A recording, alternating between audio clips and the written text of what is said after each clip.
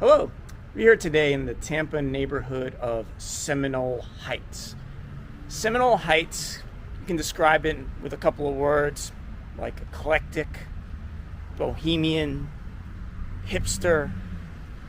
It's a neighborhood that's got cool eateries like the original Taco Bus behind me, built in 1996, art galleries, music shows, festivals, and it was also, just a few years ago, neighborhood that was terrorized by the most prolific serial killer in Tampa in the 21st century. So come with me, let's take a exploration walk through the neighborhood, see the very nice bungalow homes, see what's been ranked as one of the coolest neighborhoods in Tampa, and also a neighborhood that just a few years ago was gripped in fear.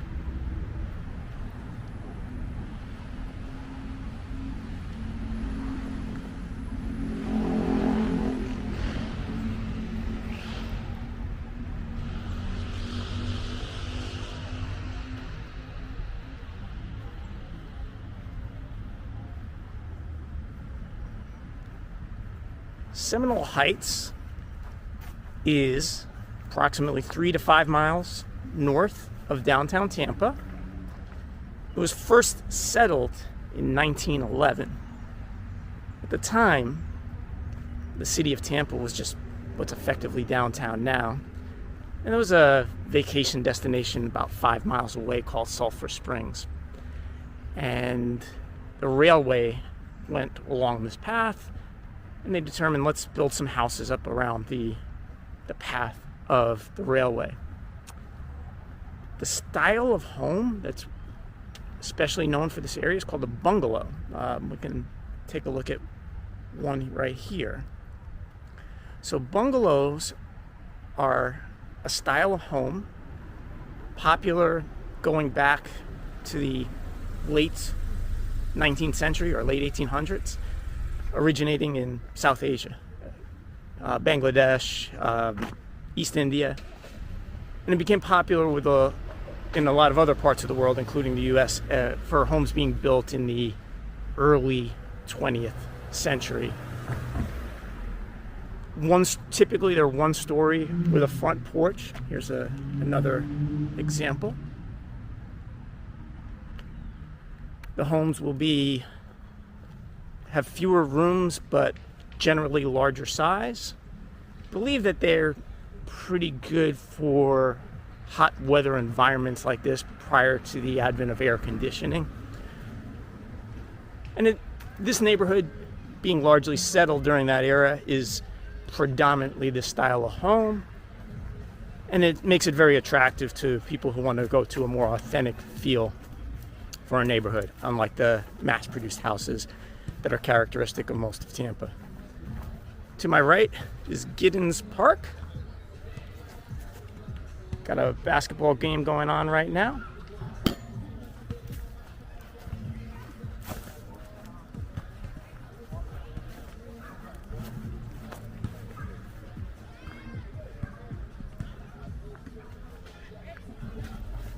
How you doing?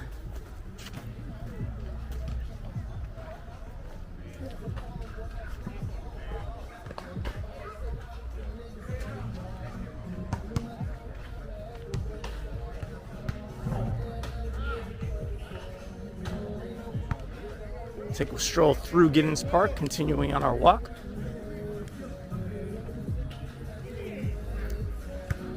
And today we're going to see, in addition to the trendy neighborhood, we're going to see the path that the serial killer took just a few years ago, back in 2017.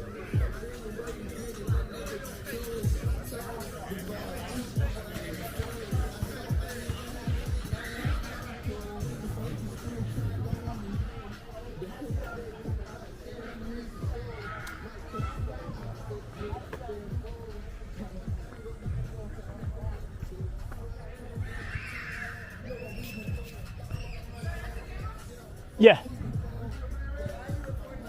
A walk. Neighborhood walk.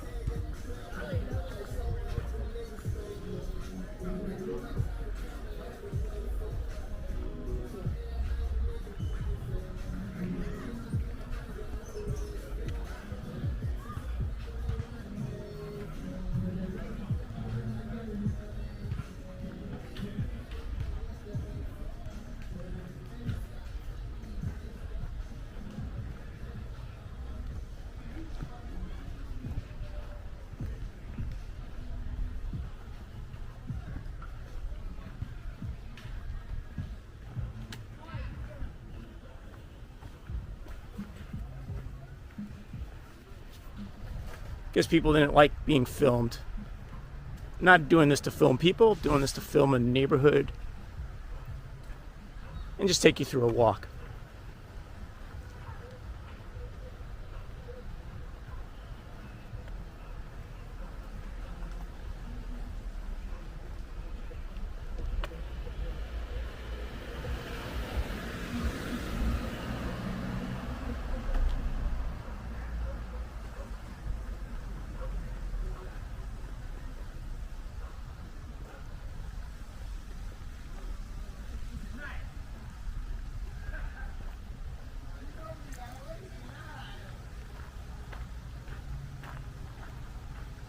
Seminole Heights can be divided into 3 sub-neighborhoods. There's Old Seminole Heights, which is to the north, basically north of Hillsborough Avenue. There's south of Hillsborough Avenue, but west of I-275 is South Seminole Heights. And then there's the third part where we are in today, which is Southeast Seminole Heights, south of Hillsborough, but east of 275. Don't know why this is called Southeast and the other side of 275 is called South and not Southwest, but so it is.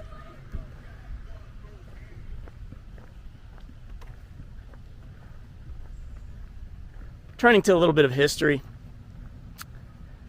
In most of the early to mid 20th century, Seminole Heights was considered a pretty nice neighborhood, pretty cool place to live. In 1967, with the advent of the I-275 expressway being constructed, this neighborhood got effectively split in two, splitting southeast from South Seminole Heights. And that had a negative economic impact on the community, particularly here in the southeast Seminole Heights side. As a result, crime went up, property values went down, and it became not so, especially on the southeast side, bordering Nebraska Avenue, it became an unattractive place to live. And then in the beginning of the 21st century, as gentrification kind of took root in many American cities, Seminole Heights benefited from that as well, and pretty quickly. So much so that by 2003,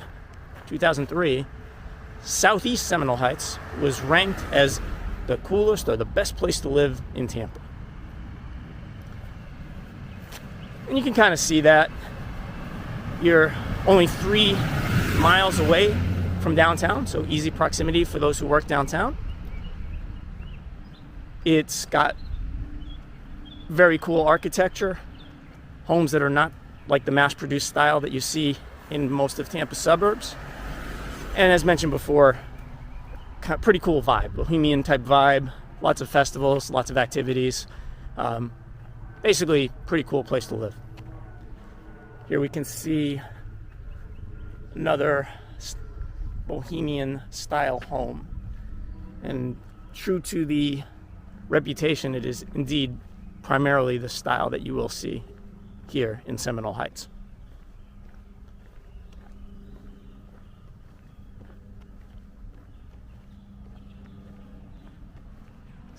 So on this walk, we are going to visit the sites of the 4 victims of the Seminole Heights serial killer from 2017. Serial killer's name was a guy by the name of Howell Donaldson III. Apparently he went by the nickname of Trey to his friends. He was born in North Carolina, but moved to Tampa and lived in the neighborhood of Town and Country. And those of you familiar with Tampa know Town and Country is a pretty nice middle-class neighborhood. He went to at least 2 years, or his last 2 years of high school, to Alonzo High School, where he played on the basketball team. Apparently he was pretty good. So much so that when he went to college in New York at St. John's University, he was a walk-on member of the basketball team. Didn't play in a game, but was indeed a member of the team.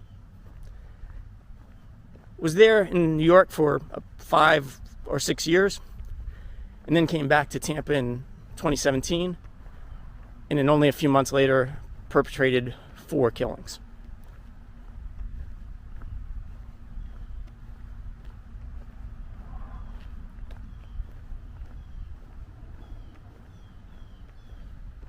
When it was discovered that Donaldson was the killer, talking to prior people from his life, whether the town and country neighborhood where he grew up in, or his high school, or St. John's, most people were quite surprised. He was described as quiet and polite by most of the people who had known him in his life.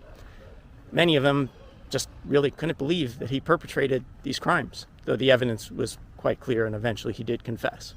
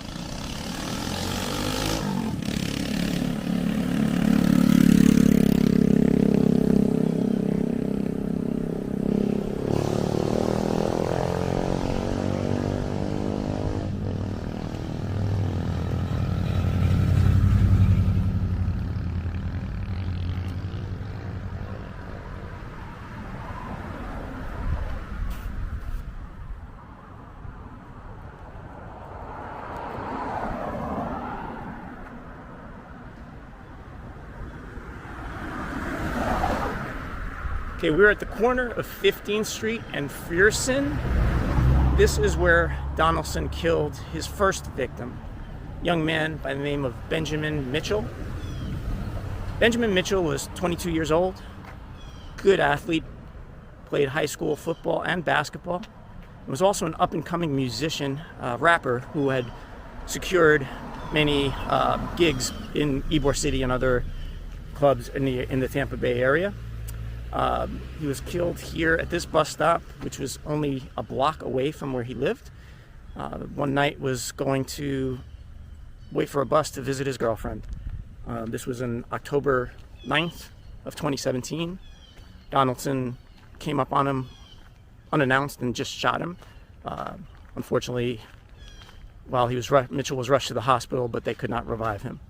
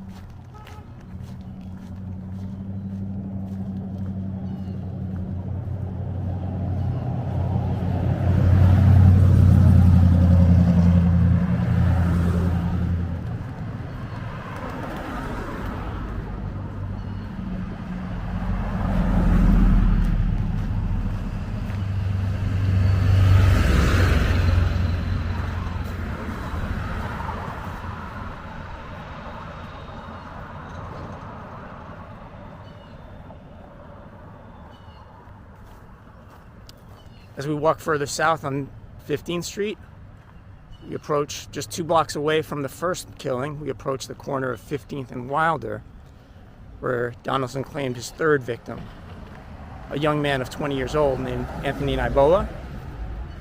Niboa was originally from New York, but had moved here at the age of 10 to Tampa. Autistic young man who overcame that and graduated with honors from high school. The night he was killed, he was coming home from his job packing relief supplies for the recent victims of the hurricane in Puerto Rico.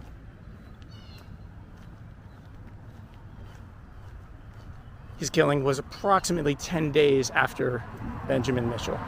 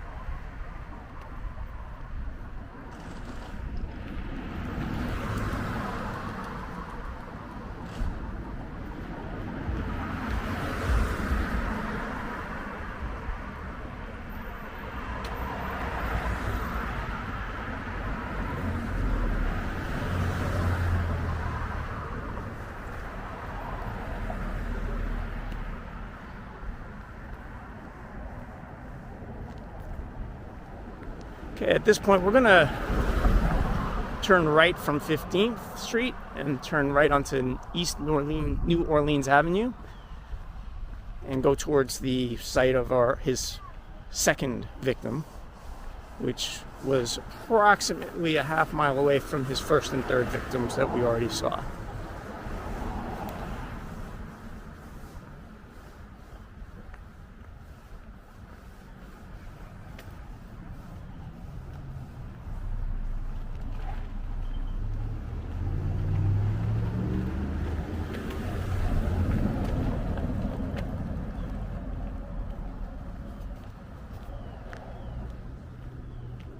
Another pretty cool looking bungalow style home.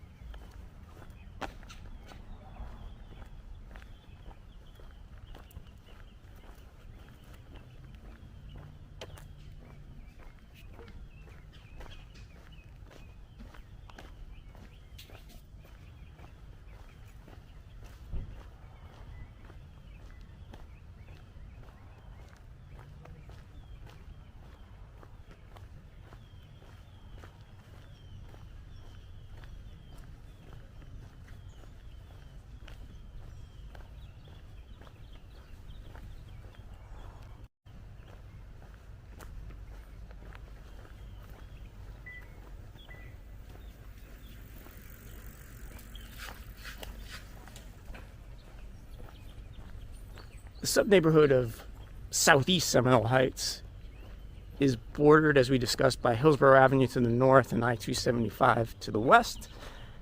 The eastern boundary is the 15th Street that we just went down a little while ago, and on the south by Martin Luther King.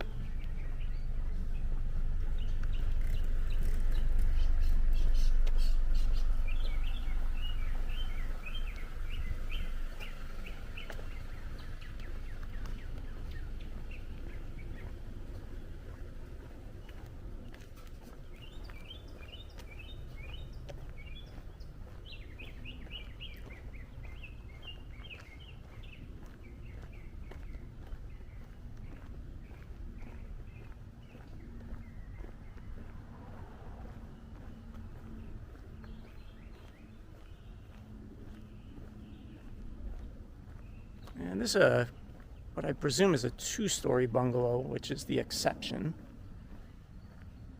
as most of these are indeed one-story.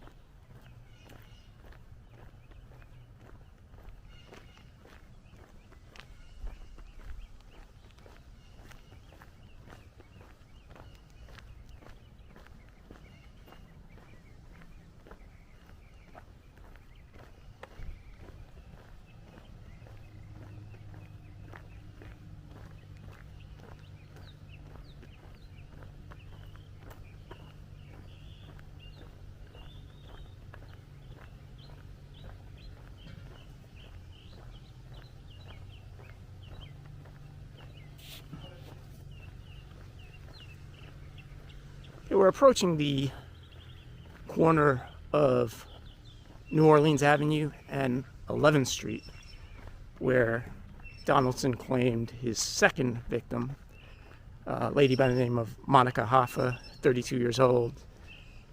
Monica was trilingual. She was fluent in English, Spanish, and sign language, which she used to help the community. She was murdered on, we believe, October 11th. Her body wasn't discovered until October 13th, so the murder, unlike the first and the third, there were no witnesses to immediately report the murder, but her body was found in this lot straight up ahead, somewhere between 24 to 48 hours after the murder occurred.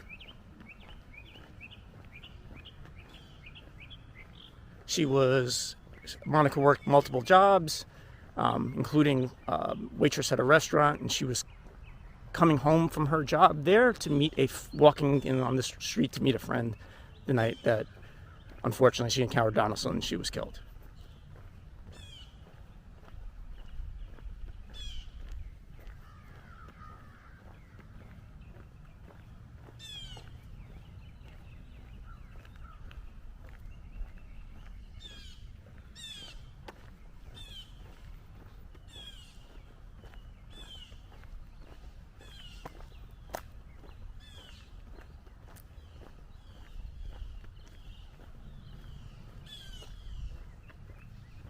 Another, I presume, two-story bungalow.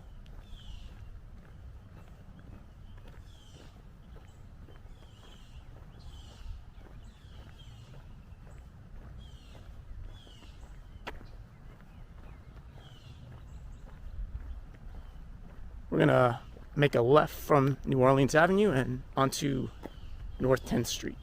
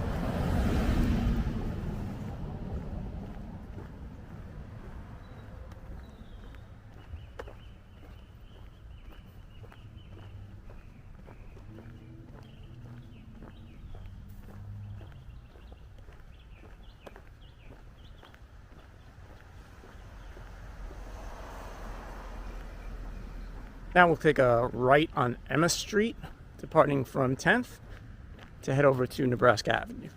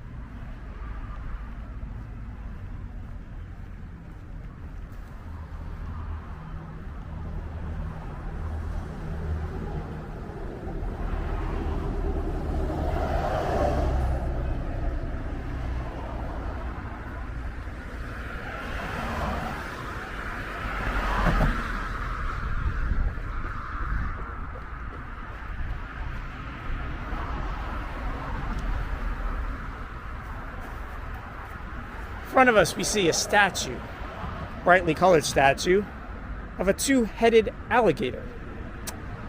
The two-headed alligator concept has deep meaning to the Seminole Heights neighborhood. In folklore, going back over 100 years, there was legends of two-headed alligators roaming in Tampa.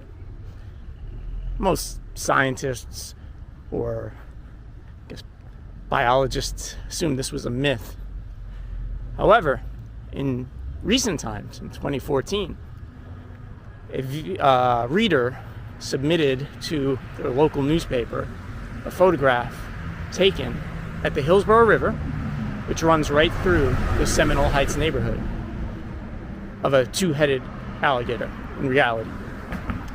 There's some debate whether this was a genuine living alligator or some type of Photoshop or replica.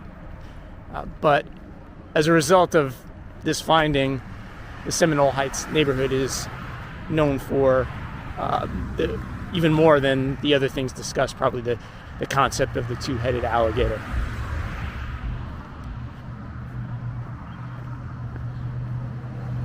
We're currently walking north on Nebraska Avenue, which is a very, very long avenue, extends from the south end from Ybor City all the way north for miles and miles throughout Hillsborough County. I'm not even sure exactly where it ends, but it goes at least 10 miles north, and it goes right through the southeast Seminole Heights area that we're walking, pretty much the main drag for southeast Seminole Heights.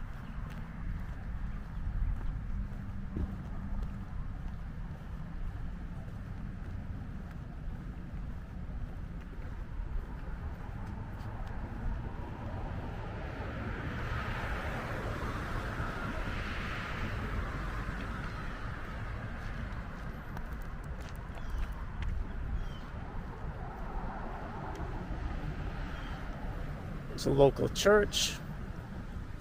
Someone's sneakers.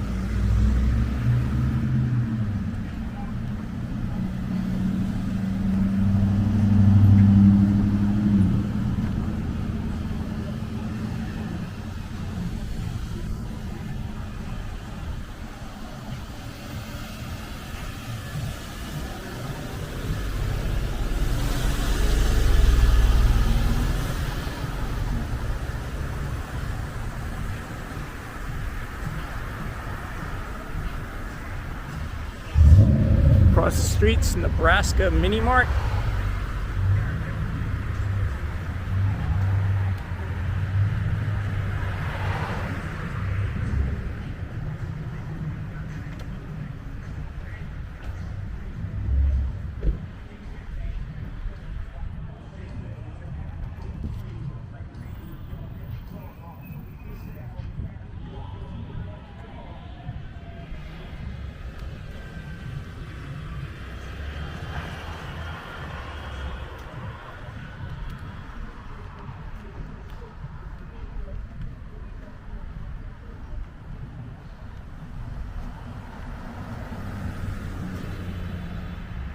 We're just one block away from I-275. You can kind of see the border of it, the highway there.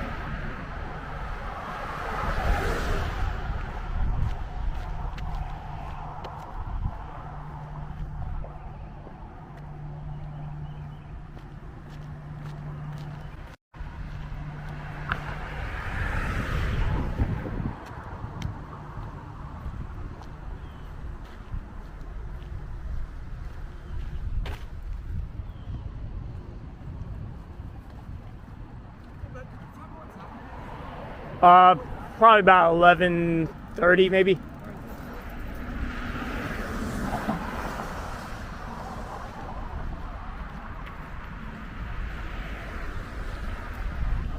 Okay, it was here on this street on Nebraska Avenue between Caracas and Wilder that Donaldson claimed his fourth victim, 60-year-old Ronald Felton, a lifelong Tampa resident. Unlike the other three killings that happened at night in October, this one happened a full month later in November in the early morning hours as Mr. Felton was headed to his church to prepare food that was to be given to the poor, an activity he had been doing for the 10 years or so leading up to his killing. So unfortunately, another good person claimed by the Seminole Heights serial killer. Shortly after that fourth killing, Donaldson, who worked at a McDonald's in nearby Ybor City, showed up. It was actually 3 days after this final killing. Showed up to a place of employment, gave a bag to his manager at McDonald's, said he had to leave town, needed to collect his final paycheck, and asked the manager to take this bag and bury it. He had some made-up story about it having some importance to his deceased mother, and that the manager should not open the bag before burying it. Unlike many of the other people who had encountered Donaldson and thought him to be too polite to be a killer, this manager had a good understanding of character, I guess. She kind of knew there was something wrong with this guy. So she immediately searched the bag and found the Glock pistol, which happened to be the same Glock pistol used to kill all 4 victims. And immediately summoned police who happened to be nearby in the parking lot and arrested Donaldson on the spot.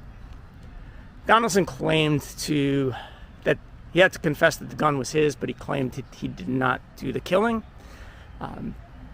But after 3 years, he plea bargained to avoid the death penalty and confessed to the killings, and received 4 life sentences.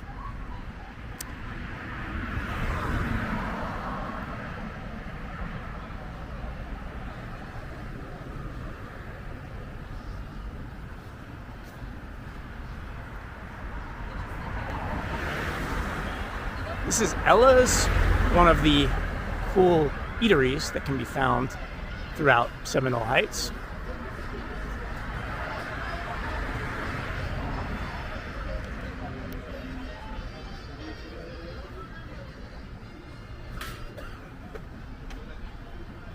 All right, we've actually stepped inside Ella's, because Ella's is the home of the stuffed version of the 2-headed alligator. The very one found in 2014. Whether or not this is legitimately an alligator or a likeness is up for debate, but there's some claims that this is indeed the alligator from the Hillsborough River.